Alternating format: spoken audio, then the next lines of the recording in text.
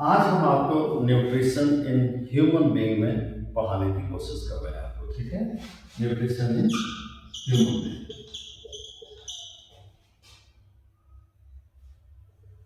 Nutrition in human being, ठीक है।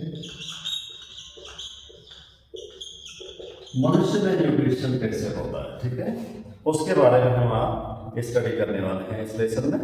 और प्लांट्स के बारे में मैं दूसरा वीडियो में आप देख सकेंगे, और बैक्टीरिया, वायरस और फंगस के बारे में दूसरे लेसन में आप दूसरे वीडियोस में आप इसे देख सकेंगे। लेकिन ये वीडियो रिसर्च करके है कि न्यूट्रिशन इन ह्यूमन बीइंग में किस प्रकार से होता है। तो न्यूट्रिशन तो आप जानते ही हो कि न्यूट्रिशन एक प्रोसेस है।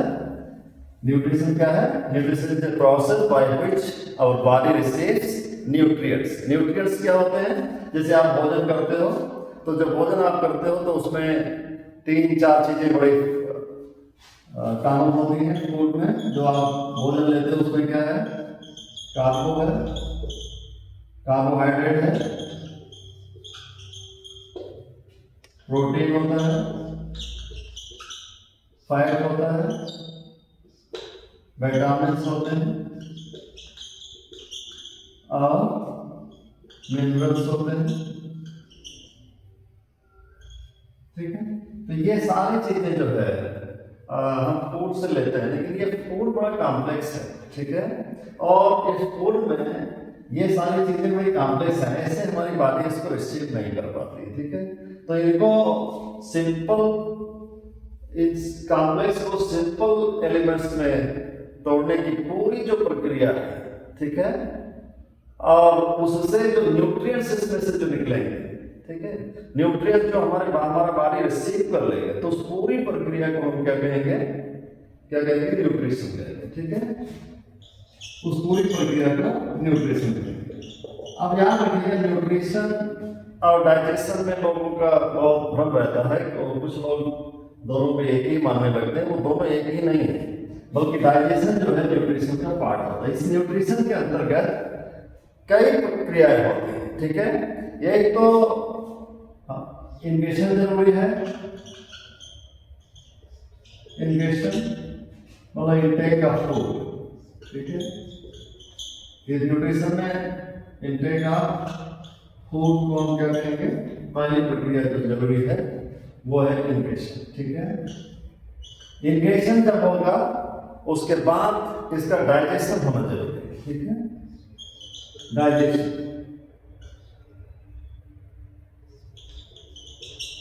डाइजेशन, ठीक है। डाइजेशन क्या है? ब्रेकिंग डाउन, ठीक है।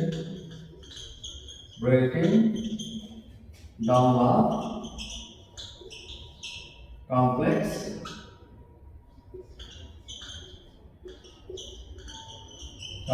sugar into simple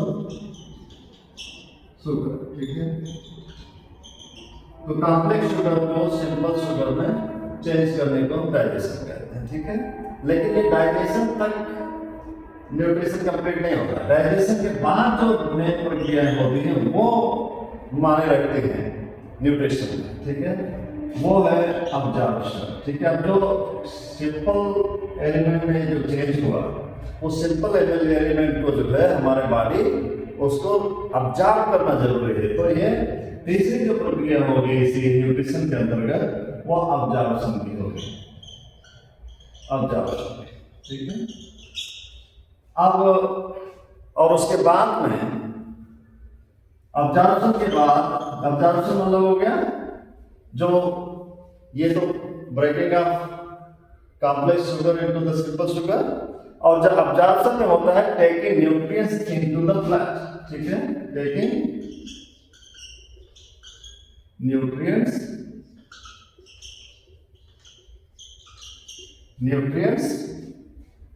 into the blood, ठीक है। ये ब्लड किस प्रकार से न्यूट्रिएंट्स को लेता है वो प्रक्रिया को हम अब्जॉर्प्शन कहेंगे। इसके बाद आता है एसिमिलेशन। बहुत सिंपल प्रक्रिया। एसिमिलेशन क्या है? Assimilation using nutrients for energy and growth. जो ये न्यूट्रिएंट्स हमारा ब्लड लेता है वो एनर्जी एंड ग्रोथ के लिए किस प्रकार से ये यूटिलाइज करता है, ठीक है। तो यूजिंग न्यूट्रिएंट्स फॉर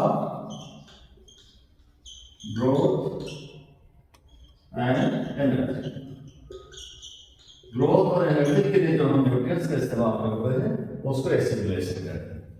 और लास्ट में जो बचा हुआ वेस्ट होता है उसको बाहर निकाल देते हैं, उसको हम कहते हैं एक्सक्रीशन, ठीक है। वेस्ट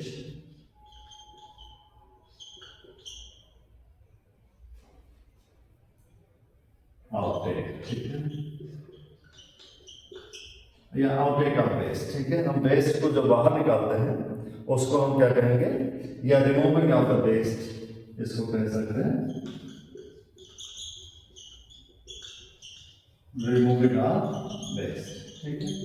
ये तो ये डाइजेशन में न्यूट्रिशन में 5 प्रक्रियाएं होंगी। इंगेशन होगा, डाइजेशन होगा, अब्जॉर्प्शन होगा, एसिमिलेशन होगा और एक्सक्रीशन होगा, ठीक है। अब इन 5 प्रक्रियाओं को आपको समझना है स्टेप बाय स्टेप, और इस 5 क्रियाओं को स्टेप बाय स्टेप समझना है तो आपको आपकी जो एलिमेंट्री कैनाल है उसको समझना पड़ेगा। उस एलिमेंट्री कैनाल में जो डिफरेंट पार्ट्स हैं, अलग अलग जो भाग हैं उसके, उसको आप समझने की कोशिश करेंगे, ठीक है। तो सबसे पहली चीज है आपको समझना है न्यूट्रिशन, आपको समझना है एलिमेंट्री कैनाल, ठीक है। एलिमेंट्री कैनाल, एलिमेंट्री कैनाल एक कह लीजिए भोजन की नली है जो मुंह से शुरू होती है एनस तक जाती है, ठीक है। It is a pipe from, या फूड पाइप कह लीजिए, food pipe from mouth to anus. ये इसको हम एलिमेंट्री कैनाल कहेंगे। इसको 5 भागों में आप डिवाइड करेंगे, ठीक है। सबसे पहला एलिमेंट्री कैनाल जैसे हमने कहा माउथ से शुरू होती है, माउथ, ठीक है। अब भोजन हम सबसे पहले माउथ में रिसीव करते हैं, और माउथ में क्या क्या प्रक्रिया होती है उससे आपको समझना है, ठीक है। वहां पर किस प्रकार की वो जो 5 चीजें आपको बताए थे ये हमेशा याद रखना। जब इसको पढ़ेंगे तो इंगेशन, डाइजेशन, अब्जॉर्प्शन, एसिमिलेशन और एक्सक्रीशन, ये 5 चीजों का आपको हमेशा याद रखना, ठीक है। इंगेशन, डाइजेशन, अब्जॉर्प्शन, एसिमिलेशन और एक्सक्रीशन, ये कौन सी प्रक्रिया आपके माउथ में होगी, ठीक है। तो माउथ में कौन सी प्रक्रिया होगी, इंगेशन की प्रक्रिया होगी। माउथ हमारा भोजन को रिसीव करता है और इसके साथ साथ माउथ में it receives food,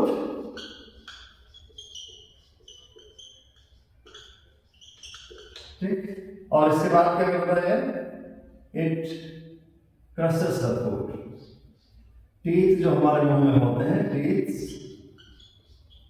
crushes the food, food को क्रश करता है, ठीक है। ये दूसरा काम होता है, रिसीव करता है फिर क्रश करता है, और इसके बाद एक चीज है जो मिक्स करता है, ठीक है। Mixes, crushes food with saliva, saliva में इसको मिक्स करता है। सलाइवा कहां से मिलता है, सलाइवा ग्लैंड होती है जो मुंह में, और लार जिसको आप कह लीजिए सलाइवा, और लार ये मिक्स होती है। लार में एक विशेष एंजाइम होता है, उस एंजाइम का नाम होता है, ये आपको लर्न करना है, ठीक है, याद रखना है। एंजाइम का नाम होता है एमाइलेज। तो एमाइलेज एंजाइम कहां पाया जाता है, आपके सलाइवा में, ठीक है, माउथ में। ये कह लीजिए एमाइलेज प्रोड्यूस करते हैं हमारी सलाइवा। ये एमाइलेज जो है ये फूड में मिक्स हो जाता है। जब फूड में मिक्स हो जाता है तो फूड में, जैसे हमने आपको बता दिया था कि फूड में मेन इंग्रेडिएंट जो होता है आपका कार्बोहाइड्रेट होता है, ठीक है, कार्बोहाइड्रेट। और ये कार्बोहाइड्रेट सिंपल नहीं होता है, वो कॉम्प्लेक्स रूप में होता है। कार्बोहाइड्रेट कॉम्प्लेक्स फॉर्म में होता है, बहुत कॉम्प्लेक्स। कॉम्प्लेक्स मतलब हो गया कि जैसे हाइड्रोकार्बन का मतलब आप समझ लीजिए। पहले हाइड्रोकार्बन जो हाइड्रोजन, कार्बन, ऑक्सीजन से मिलकर के जो तत्व बने होते हैं, जो कंपाउंड बना होता है उसको हम हाइड्रोकार्बन कहते हैं। हाइड्रोकार्बन जो है दो प्रकार के होंगे, एक कॉम्प्लेक्स होता है, एक सिंपलर होता है। तो कॉम्प्लेक्स जैसे जो हाइड्रोकार्बन होते हैं वो इस तरह से लिखते हैं C6H10O6 और होल स्क्वायर, होल ईयर लिख देते हैं, ठीक है, यहाँ लगा देते हैं। मतलब मल्टी चेन्स होती है इनकी, ये पूरी चेन होती है C6H10O6, फिर ये शुरू हो गया C6H10O6, ठीक है। तो ये शुगर का फार्मूला है। लेकिन ये शुगर, ये कॉम्प्लेक्स शुगर हो जाता है जब कई शुगर के एलिमेंट कंपाउंड जो एक साथ आ जाते हैं वो पॉली कंपाउंड बना लेते हैं, पॉलीसैकेराइड बनाएंगे तो हम पॉलीसैकेराइड भी कहते हैं, ठीक है, पॉलीसैकेराइड भी कहते हैं, ठीक, सैकेराइड। ये पॉलीसैकेराइड हो गया। तो ये पॉलीसैकेराइड को क्या करता है, अब यहां पर ऐसे समझ लीजिए, ठीक है। सलाइवा में जब एंजाइम मिलता है, ये इस फूड में, पॉलीसैकेराइड में,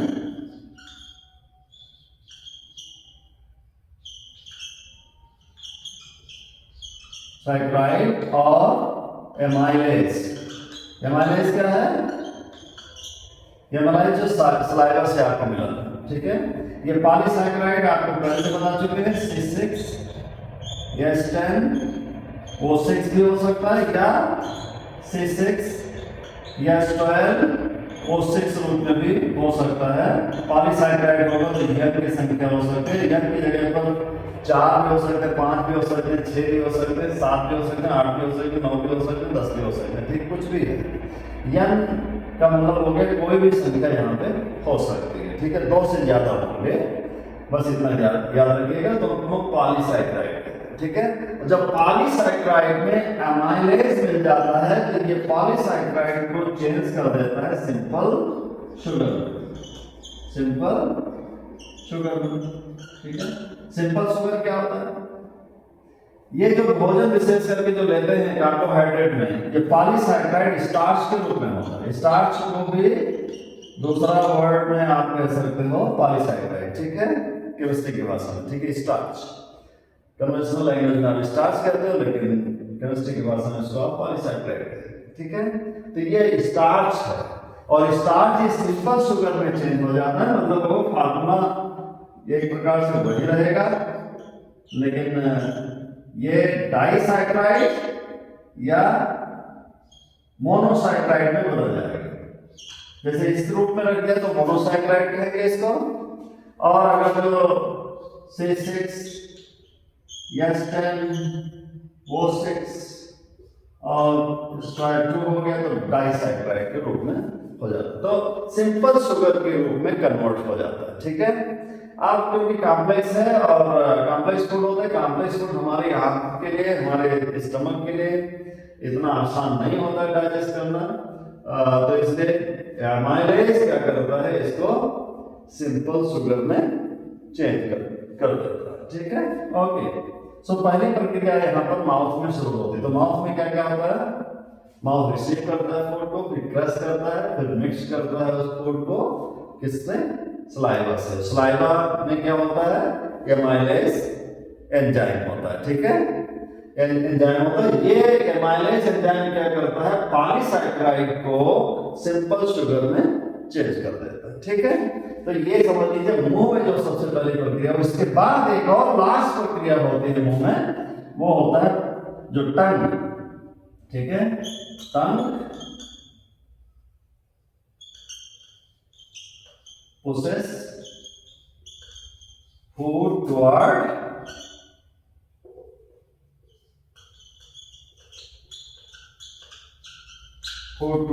ओसोफेगस।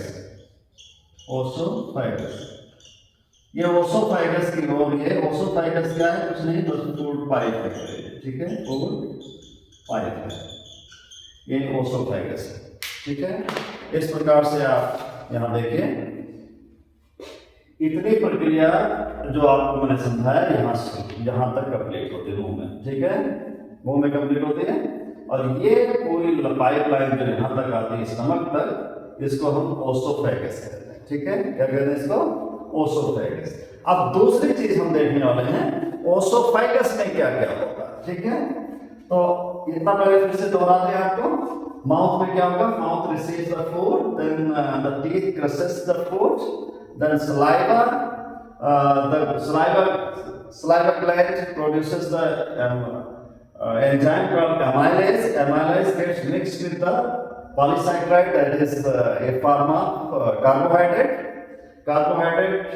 के साथ में ये amylase मिल जाता है, और कार्बोहाइड्रेट को दूसरे बात में हम स्टार्च भी कहते हैं। स्टार्च रूप में ज्यादातर हमारा जो हम खाना लेते हैं, भोजन लेते हैं, वो स्टार्च रूप में होता है, ठीक है।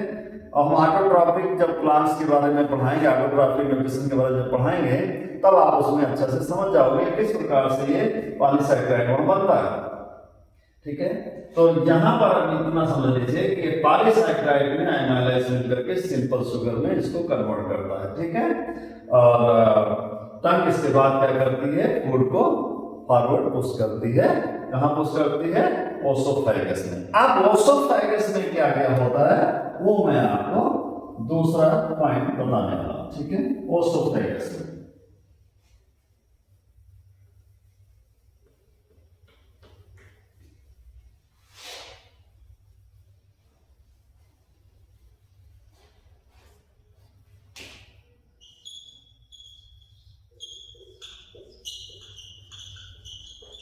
ओसोफेगस है तो एक नली की जैसी, लेकिन इसका काम बहुत बड़ा है, ठीक है। ओसोफेगस इतना, ये जस्ट पाइपलाइन ही नहीं है, बल्कि इस पाइपलाइन में बहुत सारा काम है। ओसोफेगस में एक कॉन्ट्रैक्ट होता है, ठीक है, कॉन्ट्रैक्ट। उस कॉन्ट्रैक्ट को हम रिदमिक, उसमें रिदमिक होता है, इसलिए हम लोग रिदमिक कॉन्ट्रैक्ट भी करते हैं, रिदमिक, ठीक है। रिदमिक समझ लय होती है, ठीक है। और इसको हिंदी में क्रमाकुंचन, ठीक है, क्रमाकुंचन की गति होती है इसमें, ठीक है। रिदमिक मूवमेंट होता है, रिदमिक कॉन्ट्रैक्ट होता है, समझ के, कॉन्ट्रैक्ट मतलब ये, ठीक है। इस प्रकार की प्रक्रिया को हम क्या कहेंगे, कॉन्ट्रैक्ट कहेंगे, ठीक है। तो रिदमिक कॉन्ट्रैक्ट होता है, एक्सपैंड होगा, ठीक है, स्ट्रेच होगा, ये दोनों प्रक्रिया चलती हैं, तो हम उसको कहते हैं रिदमिक कॉन्ट्रैक्ट, ठीक है। रिदमिक कॉन्ट्रैक्ट क्यों होती है, क्योंकि जो एलिमेंट्री कैनाल है, जो कैनाल है ये, ठीक है, इस कैनाल में जो लाइनिंग बनी होती है, लाइनिंग, ठीक है, ये जो लाइनिंग होती है इसके अंदर, ये लाइनिंग इस काम को करती है, ठीक है। और इसको रिदमिक कॉन्ट्रैक्ट को हम दूसरा वर्ड यूज करते हैं, पेरिस्टाल्टिक मूवमेंट, ठीक है,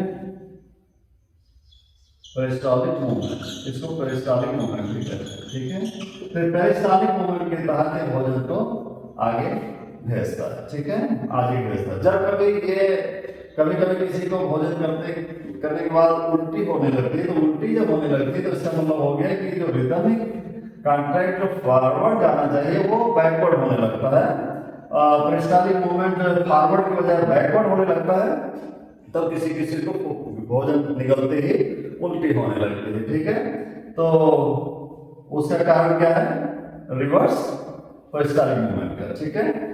या तो ये ओसोफेगस में रिदमिक कॉन्ट्रैक्ट या पेरिस्टाल्टिक मूवमेंट के तहत भोजन क्या करता है, वो जो एमाइलेज मिक्स या सिंपल शुगर है, सिंपल शुगर फूड मूव करा देते हैं पेरिस्टालिक मूवमेंट की तरह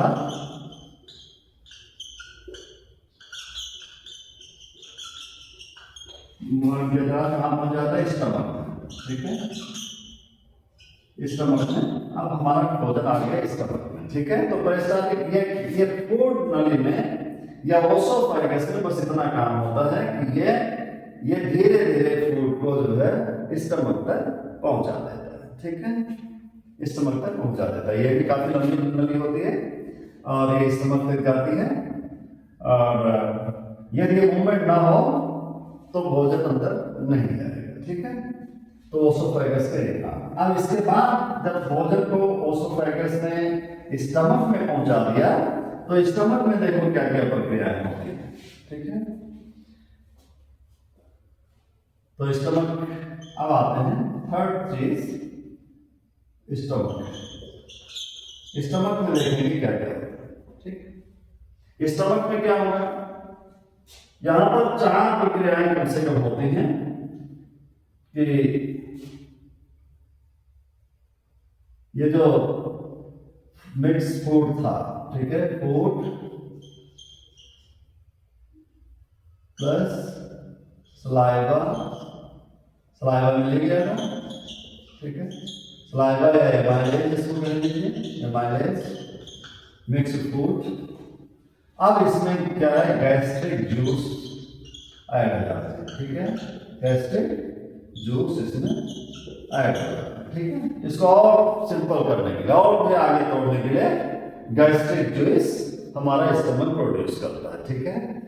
स्टमक में गैस्ट्रिक जूस होते हैं, ठीक है, गैस्ट्रिक जूस क्या क्या होते हैं, ये जैसे HCl, ठीक है, हाइड्रोक्लोरिक एसिड होता है इसमें, ठीक है, गैस्ट्रिक जूस में।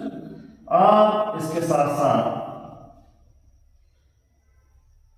एक पेप्सिन होता है,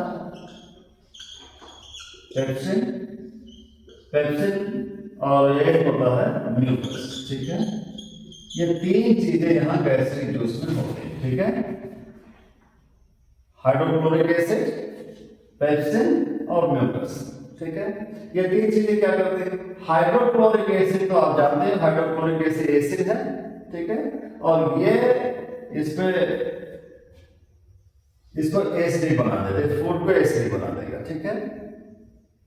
और पेप्सिन जो है ये प्रोटीन पे काम करता है, ये कार्बोहाइड्रेट को जाने में, ब्रेक करने में मदद करता है, कार्बोहाइड्रेट, ठीक है, और ये किसको तोड़ने में मदद करता है, प्रोटीन, ठीक है, प्रोटीन को मदद करता है, ठीक है, प्रोटीन को ब्रेक करने में मदद करता है, ठीक है। अब म्यूकस क्या है, म्यूकस को प्रोटेक्ट करता है, जो आंत है, जो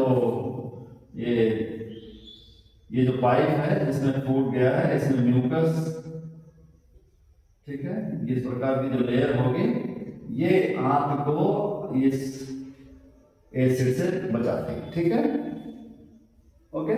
तो ये एसिड से इसको बचाते हैं, इतना समझ लीजिएगा, ठीक है। अगर तो म्यूकस ना होता तो कभी कभी क्या होता है कि आंत बर्न हो जाती है, इसीलिए कभी कभी कुछ लोग कहते हैं मुझे एसिडिटी की समस्या होगी। तो एसिडिटी की समस्या क्यों हो जाती है, क्योंकि शायद म्यूकस उतना प्रोड्यूस नहीं हो पा रहा जितना HCl होता है, ठीक है, या एसिड ज्यादा बन रहा है और म्यूकस कम है, और वो हमारी आंतों को बर्न करने लगता है, जलाने लगता है, ठीक है। तो ये प्रॉब्लम होती है, ठीक। तो अब यहाँ पर समझ गए कि स्टमक में क्या क्या होता है, जो मिक्स फूड सलाइवा के साथ जाता है वो गैस्ट्रिक जूस उसमें मिल जाते हैं, हाइड्रोक्लोरिक एसिड और पेप्सिन मिल जाएगा। हाइड्रोक्लोरिक एसिड जो उसमें शुगर जो आया था, सिंपल शुगर, उसको तोड़ेगा और सिंपल करेगा। पेप्सिन जो है प्रोटीन को तोड़ेगा और म्यूकस जो है इस लेयर की रक्षा करता है, ठीक है, ओके। तो ये प्रक्रिया आपके क्या स्टमक में होती है। तो स्टमक में क्या हो रहा है, अब आपने देखा होगा कि यहाँ एब्जॉर्प्शन अभी नहीं हुआ, अभी केवल ब्रेकिंग हो रहा है, ठीक है।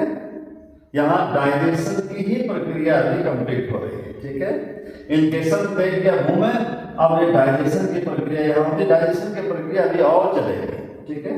यहाँ पर जो स्टमक है, स्टमक में इतना काम होता है, ठीक है। स्टमक में जो हमारा फूड होता है वो एसिडिक हो जाता है, और फूड बिकम्स एसिडिक, ठीक है, और फूड बिकम्स एसिडिक, ठीक है,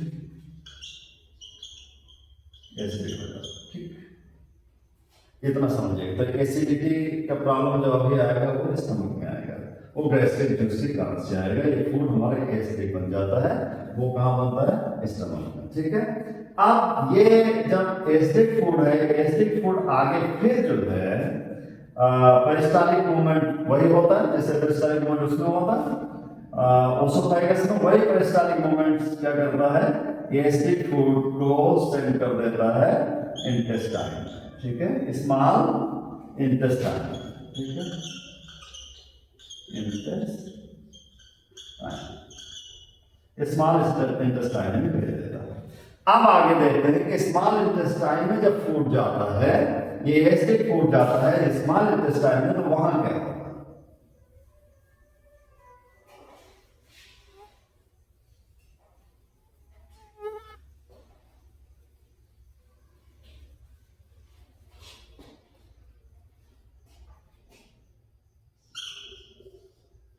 स्मॉल इंटेस्टाइन, स्मॉल इंटेस्टाइन में क्या क्या होता है? तो यहां पे ये आप जानते हैं कि स्मॉल इंटेस्टाइन नाम तो भले ही स्मॉल इंटेस्टाइन है, लेकिन ये सबसे बड़ी होती है। सबसे जो एलिमेंट्री कैनाल है, एलिमेंट्री कैनाल का सबसे बड़ा हिस्सा अगर जो होता है तो ये एलिमेंट्री, ये स्मॉल इंटेस्टाइन होती है, और ये क्वाइल्ड होती है, ठीक है, ये इस प्रकार से क्वाइल्ड होती है, क्वाइल्ड होती है। जो इसलिए क्वाइल्ड होती है इसलिए ये अपनी लेंथ को मैनेज कर लेती है, और फूड लंबी प्रक्रिया से जाता है, और यहाँ पर जो एब्जॉर्प्शन की प्रक्रिया वो होती है। अभी तक स्टमक में ब्रेकिंग डाउन की प्रक्रिया हो रही थी, डाइजेशन की प्रक्रिया कहाँ हो रही थी? स्टमक में हो रही थी, लेकिन यहाँ इंटेस्टाइन में जो प्रक्रिया होगी वो कौन सी प्रक्रिया होगी? वो प्रक्रिया होगी एब्जॉर्प्शन की, ठीक है। ये याद रखिएगा। मुंह में इंगेशन की प्रक्रिया होती है, इंगेशन की प्रक्रिया ओसोफेगस तक चलेगी, और स्टमक में आते ही डाइजेशन की प्रक्रिया कंप्लीट होगी, और स्मॉल इंटेस्टाइन में आकर के क्या होगा? एब्जॉर्प्शन की प्रक्रिया बनेगी। अब इंटेस्टाइन में होता क्या क्या है वो आप देख लीजिए, ठीक है।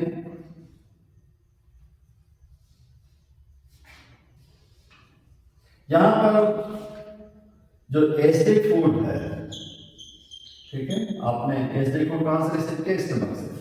एसिडिक फूड को न्यूट्रलाइज किया जाता है, ठीक है, न्यूट्रलाइज किया जाता है। अब इसको न्यूट्रलाइज करना है, एसिडिक फूड को न्यूट्रलाइज किया जाता है। एसिडिक फूड को न्यूट्रलाइज करने के लिए ये कैसे होगा? तो एसिडिक फूड जो मिला था हमारा जो पैंक्रियाज है, ठीक है, पैंक्रियाज जो लीवर में पाया जाता है, ठीक है, और उसमें बाइल्स निकलता है, ठीक है, बाइल्स कुछ नहीं बल्कि एक साल्ट है, ठीक है, एक प्रकार का साल्ट निकलता है, ठीक है। केमिस्ट्री में एसिड बेस और साल्ट का जो चैप्टर है उसमें आप देखेंगे, ठीक है। जब एसिड में हम साल्ट मिला देते हैं तो बेस बन जाता है, ठीक है। तो ये साल्ट नेचर ने दिया है हमारे पैंक्रियाज में। पैंक्रियाज कहाँ है? लीवर में एक पार्ट होता है, और यहाँ इसको देख लीजिए तो आपको समझ में आएगा। ये लीवर है, और लीवर में ये पैंक्रियाज है, ठीक है। ये छोटा सा इस तरह की छोटी सी स्ट्रक्चर ऐसे ये इस तरह की जो स्ट्रक्चर है ये एक प्रकार की क्या है? पैंक्रियाज, ठीक है। और इस पैंक्रियाज या गॉल ब्लैडर, इसको गॉल ब्लैडर है, ठीक है, और लीवर में पाया जाता है, और ये जुड़ा होता है आंत से, ठीक है, इंटेस्टाइन से, ठीक है। ये क्या करेगा? बाइल को प्रोड्यूस करता है, ठीक है, बाइल को प्रोड्यूस करता है। बाइल मतलब साल्ट, कौन सा साल्ट? बाइल कार्बोनेट, ठीक है, बाइकार्बोनेट साल्ट प्रोड्यूस करता है। बाइकार्बोनेट साल्ट का आप फार्मूला जानते हैं, HCO3, ठीक है, HCO3, ठीक है, बाइकार्बोनेट हो जाएगा, ठीक है। सोडियम आगे लगे तो सोडियम बाइकार्बोनेट हो जाते हैं, ठीक है। तो सोडियम बाइकार्बोनेट आप पढ़ चुके हैं केमिस्ट्री में, ठीक है। तो ये बाइकार्बोनेट होता है, HCO3 होता है बाइल्स में, ठीक है। तो बाइल्स में जो जूस निकलता है जो वो साल्टी होता है, और ये साल्टी जूस क्या है, बाइकार्बोनेट HCO3। तो ये क्वेश्चन पूछा जाता है कि बाइल से निकलने वाला जो जूस है वो क्या होता है, एसिडिक होता है या बेस होता है या साल्ट होता है। तो ये साल्ट होता है, तो कौन सा साल्ट होता है, तो ये बाइकार्बोनेट साल्ट होता है, ठीक है। तो बाइकार्बोनेट साल्ट क्या कर देता है, इसको न्यूट्रलाइज कर देता है, ठीक है। फूड को क्या कर देता है, न्यूट्रलाइज मतलब एसिडिटी को खत्म कर देता है, ठीक है। एसिडिटी जो होती है, एसिडिक फूड होते हैं उनका आप केमिस्ट्री में पीएच वैल्यू यदि आप पढ़ोगे तो इनकी एसिडिक फूड की जो पीएच वैल्यू होती है वो ज्यादा होती है, ठीक है, वो करीब 8 होती है, ठीक है।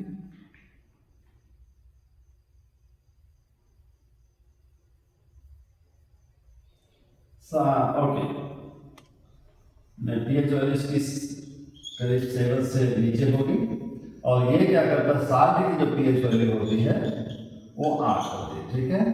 और ये इसमें जब मिल जाएगा तो ये इसकी जो पीएच वैल्यू, न्यूट्रलाइज फूड की जो पीएच वैल्यू बनेगी वो करीब 6 से 7 के बीच में बनेगी। ये 7 से कम होती है, ठीक है, लेस देन 7 होती है, ठीक है, पीएच, ठीक।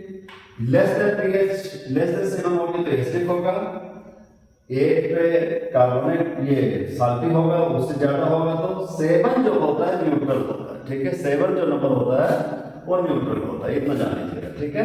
तो पीएच वैल्यू जो है 6 और 7 के बीच में आ जाता है। 7 अगर जो है तो वो परफेक्टली न्यूट्रलाइज हो गया, ठीक है, लेकिन थोड़ा सा आगे पीछे होगा तो भी चलता है, इसलिए 6 to 7 इसको माना जाता है। इसकी जो पीएच वैल्यू होती है न्यूट्रलाइज फूड की यहाँ पे वो 6 to 7 होती है, ठीक है। अब सिंपली फिर से समझ लीजिए, स्मॉल इंटेस्टाइन में फूड जो आता है वो एसिडिक रूप में होता है, उसको एसिडिक फूड को न्यूट्रलाइज होना जरूरी है, और न्यूट्रलाइज करने के लिए नेचर ने हमारे लीवर में एक विशेष आर्गन पैंक्रियास दिया है, पैंक्रियास के अंतर्गत बाइल ट्रैक्ट दिया है, और इस बाइल से, ठीक है, बाइल से एक जूस निकलता है, बाइल जूस कहते हैं इसको, पित्त, ठीक है। और पित्त कुछ नहीं बल्कि ये बाइकार्बोनेट साल्ट है वो उसमें मिल करके और एसिडिक फूड को न्यूट्रलाइज कर देता है। तो पहली प्रक्रिया होती है एसिडिक फूड को न्यूट्रलाइज करने की।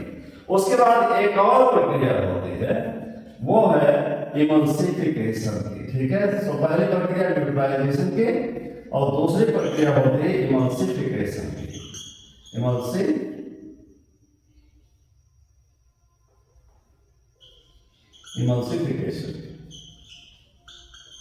इमल्सिफिकेशन क्या है?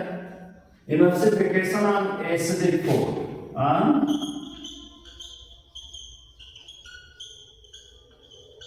एसिडिक फूड का एमल्सिफिकेशन क्या होता है? तो food coming from the stomach की एसिडिक से बता दिया, वो या उसको चाइन कहते हैं, और बाइल से मिल जाता है, ठीक है, बाइल जूस से, और न्यूट्रलाइज हो जाता है।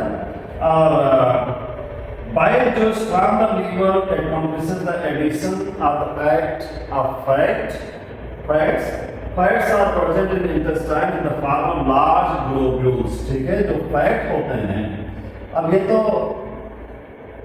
एसिडिक फूड है, लेकिन इस फूड में बहुत सारी चीजें होती है, समझ लीजिए, ठीक है। 3-4 चीजें आपको बताया है, प्रोटीन है, फैट है, और क्या है, प्रोटीन है, फैट है, विटामिन है, मिनरल्स है, सारी चीजें होती है। तो इसमें फैट भी होता है, तो ये इमल्सिफिकेशन फैट का होता है। जो ये एसिडिक फूड आता है उसमें फैट भी है, तो ये फैट को क्या करता है, फैट के साथ बाइल जो है मिल करके इमल्सिफाई कर देता है, ठीक है। फूड को क्या करता है,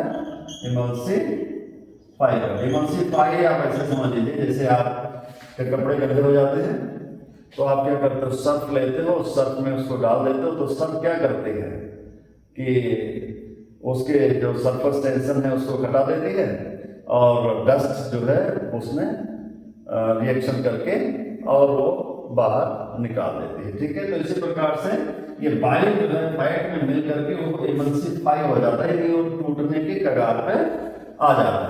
ठीक है, जैसे जब आप डस्ट में सर्फ डालते हो तो डस्ट के जो पार्टिकल्स होते हैं वो टूट जाते हैं और टूट करके आप पानी के साथ बाहर आप उनको निकाल देते हो। वैसे ही यहाँ होता है कि ये इसी को हम कहते हैं इमल्सिफिकेशन। ठीक है, फैट और बाइल्स मिल करके ये इमल्सिफाई कर देते हैं फूड को और फूड आप आसानी से ब्रेक करने के लिए तैयार हो जाता है। ठीक है, अब्जॉर्ब करने के लिए तैयार हो जाता है।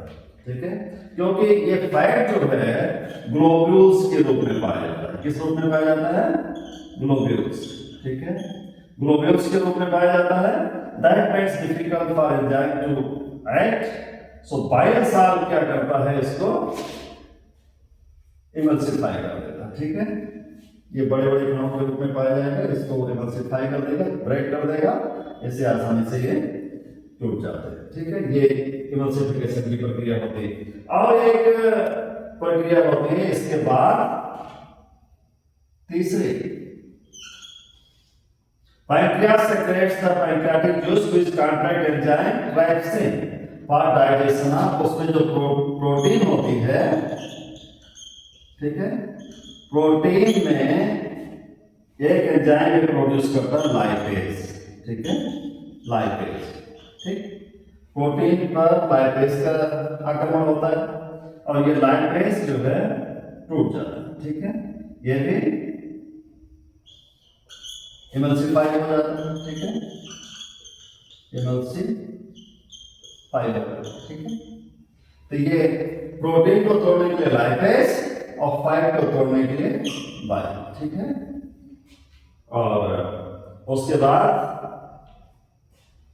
प्रोटीन जो है इमल्सिफाई होकर के अमीनो एसिड, ठीक है, अमीनो एसिड में चेंज हो जाती है और ये कार्बोहाइड्रेट जो है विशेष करके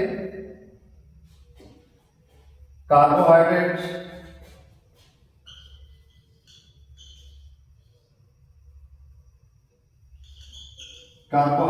जो है वो ग्लूकोज में चेंज हो जाएगा। ठीक है, ग्लूकोज में अब सिंपल फॉर्म में आ जाएगा और जो फैट है वो प्रोटीन अमीनो एसिड में चेंज हो जाता है और फैट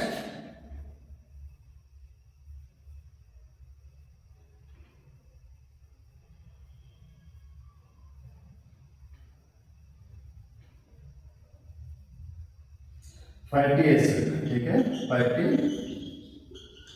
एसिड और ग्लिसरॉल। ठीक है, ग्लिसरॉल में टूट जाता है। ठीक है, तो अब आप समझ गए होंगे कि स्मॉल इंटेस्टाइन में क्या क्या प्रक्रिया होती है। तो स्मॉल इंटेस्टाइन में सबसे बड़ी प्रक्रिया जो होती है जो एसिडिक फूड होता है उसको न्यूट्रलाइज करने की, और इस एसिडिक फूड में 3 एलिमेंट होते हैं, प्रोटीन, कार्बोहाइड्रेट और फैट होते हैं। तो जो कार्बोहाइड्रेट होगा वो ग्लूकोज में चेंज हो जाएगा और प्रोटीन जो होगा उसमें लाइपेज मिल करके और लाइपेज इसका इमल्सिफाई कर देता है, इमल्सिफिकेशन करता है, वो बाद में अमीनो एसिड में ब्रेक हो जाता है और फैट में बाइल्स ऐड हो जाता है और वो बाइल्स क्या करता है, फैट का इमल्सिफिकेशन करके फैटी एसिड और ग्लिसरॉल में कन्वर्ट कर देता है। ठीक है, अब ये चीजों को हमारी आंत क्या करती है, अमीनो एसिड को, ग्लूकोज को और फैटी एसिड को अब्जॉर्ब करते हैं। ठीक है, तो अब्जॉर्प्शन की प्रक्रिया पूरी कहाँ कंप्लीट होती है, स्मॉल इंटेस्टाइन में। ठीक है, अब स्मॉल इंटेस्टाइन के बाद क्या होता है, अब ये जो अमीनो एसिड है, क्योंकि हमारा जो सेल्स हैं हमारे शरीर में वो प्रोटीन को सीधे नहीं ले पाती है, वो अमीनो एसिड के रूप में उससे लेती है। ऐसे कार्बोहाइड्रेट को या कॉम्प्लेक्स शुगर को नहीं ले पाती है, वो ग्लूकोज के रूप में उसको लेती है। ऐसे फैट को ऐसे नहीं ले पाती, फैटी एसिड के रूप में इसे लेती है। ठीक है, तो अब जो मेन तत्व थे वो तो निकल जाते हैं। ठीक है, वहां अब्जॉर्ब हो जाते हैं। ठीक है, अब वो ऑब्जर्वेशन के बाद जो चौथी प्रक्रिया होती है वो एक्सक्रीशन की होती है। तो अब जो अनऑब्जर्व फूड है, ठीक है, क्योंकि सब कुछ तो ऑब्जर्व नहीं हो, कुछ वेस्ट बचा होगा, तो अनऑब्जर्व फूड है उसको कहां भेज दिया जाता है? लार्ज इंटेस्टाइन में, ठीक है, लार्ज इंटेस्टाइन में उसको भेज दिया जाता है।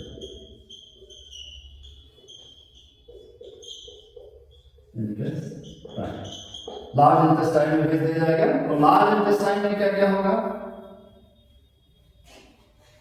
वो आप देखेंगे, ठीक है।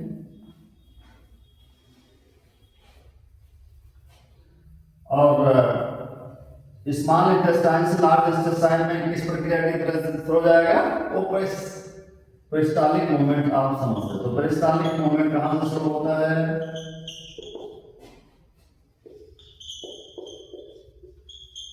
वो रिदमिक मूवमेंट कहां से शुरू होता है? ओसोफेगस से। इंटेस्टाइन में भी वही मूवमेंट होता है और इंटेस्टाइन से ये लार्ज इंटेस्टाइन में इसी पेरिस्टालिक मूवमेंट के थ्रू भोजन को जो वेस्ट है उसको हम कहां भेज दिया जाता है? लार्ज इंटेस्टाइन में, ठीक है। ये सिस्टम में इसको भेज दिया जाता है, ठीक है। ठीक है, इसको कॉलम भी कहते हैं, ठीक है, कॉलम भी कहते हैं ये। अब यहां पर क्या क्या होता है वो आप देख लीजिए, ठीक है। तो large intestine where walls absorbs water from the material, ठीक है। तो यहां पर भी अब्जॉर्प्शन की प्रक्रिया होती है, ठीक है। तो walls are large intestine receives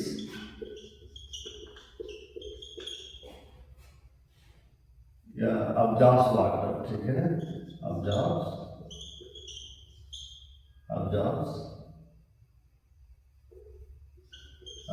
water, ठीक है, वाटर को absorb, ठीक है, और वेस्ट को बाहर निकाल देते हैं, ठीक है। Rest of the material remove from body by anus, ठीक है। और इसके बाद इसको rest is removed from anus,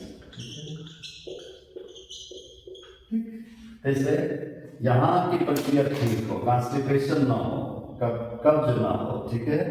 तो पानी की मात्रा होना चाहिए, तो पानी पर्याप्त मात्रा में पीना चाहिए, क्योंकि यहाँ पर जो लार्ज इंटेस्टाइन है, ठीक है, जिसको मलाशय कहते हैं हिंदी में, ये क्या करता है, इसकी वाल्स क्या करती है, जो वेस्ट प्रोडक्ट है उसमें से भी पानी को अब्जॉर्ब कर लेती है, ठीक है।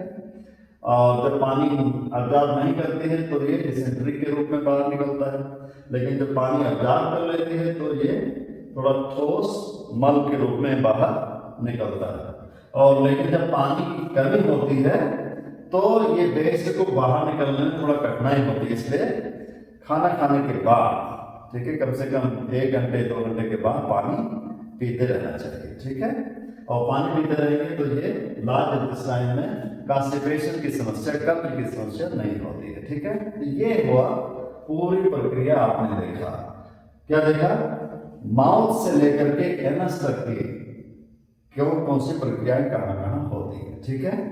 सो बहुत धन्यवाद, and hope you might have understood lot of things. और यदि आपको समझ में नहीं आया है तो कृपया कमेंट में जरूर लिखिएगा, और कि हम आपको बेहतर समझा सकें। बहुत धन्यवाद।